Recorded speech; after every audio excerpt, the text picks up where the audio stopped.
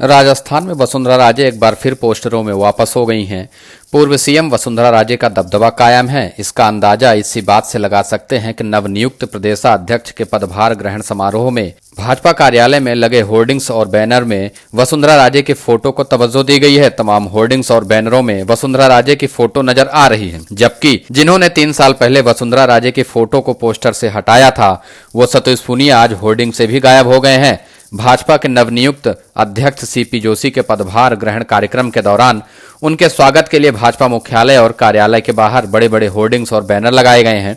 Party की ओर से लगाए गए बैनर और होर्डिंग्स में केवल प्रधानमंत्री मोदी, पार्टी के राष्ट्रीय अध्यक्ष जेपी नड्डा, सीपी जोशी और वसुंधरा राजे की फोटो लगी है। तमाम होर्डिंग्स और बैनर में वसुंधरा राजे की फोटो को लेकर भाजपा गलियारों में भी खासी चर्चा है।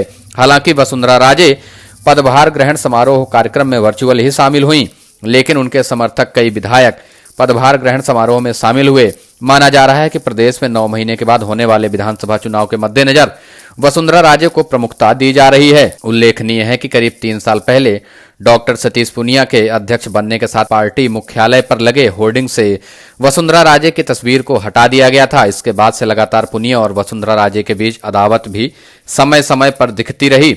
यहां तक वसुंधरा राजे के जन्मदिन के अवसर पर हुए कार्यक्रम में जिस तरह उसी दिन युवा मोर्चे के प्रदर्शन का ऐलान किया गया, उसके बाद यह अदावत और खुलकर सामने आ गई थी। जन आक्रोश यात्रा में वसुंधरा राजे की दूरी केंद्रीय नेतृत्व को भी साफ दिखी। पूर्व मुख्यमंत्री राजे के निवर्तमान अध्यक्ष सतीश पूनिया से उनके पूरे कार्यकाल के दौरान लंबी अदावत रही। कई ऐसे भी मौके आए जब दोनों नेताओं के बीच गुटबाजी भी उभरकर सामने आ गई।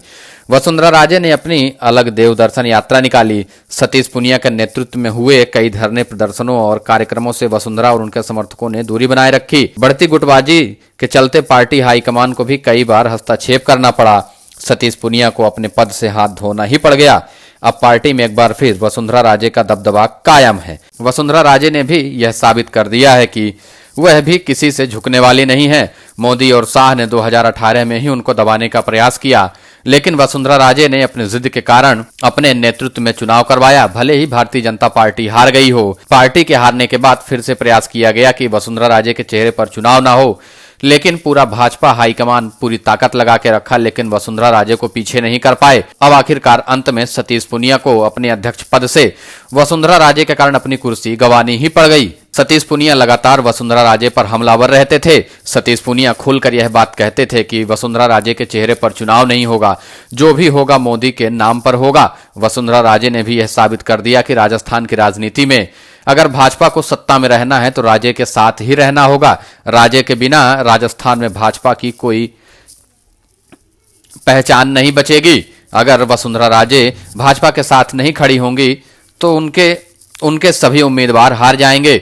वसुंधरा राजे ने अपने जन्म दिवस पर भाजपा हाईकमान को भी ताकत दिखाई थी। 55 से ज्यादा विधायक, 110 से ज्यादा पूर्व सांसद और पूर्व विधायकों को इकट्ठा करके राजे ने यह दिखा दिया कि अगर भाजपा हाईकमान उनको किनारे करता है तो वह अलग पार्टी या फिर तीसरा मोर्चा बनाकर राजस्थान में चुनाव लड़ जाएंगी।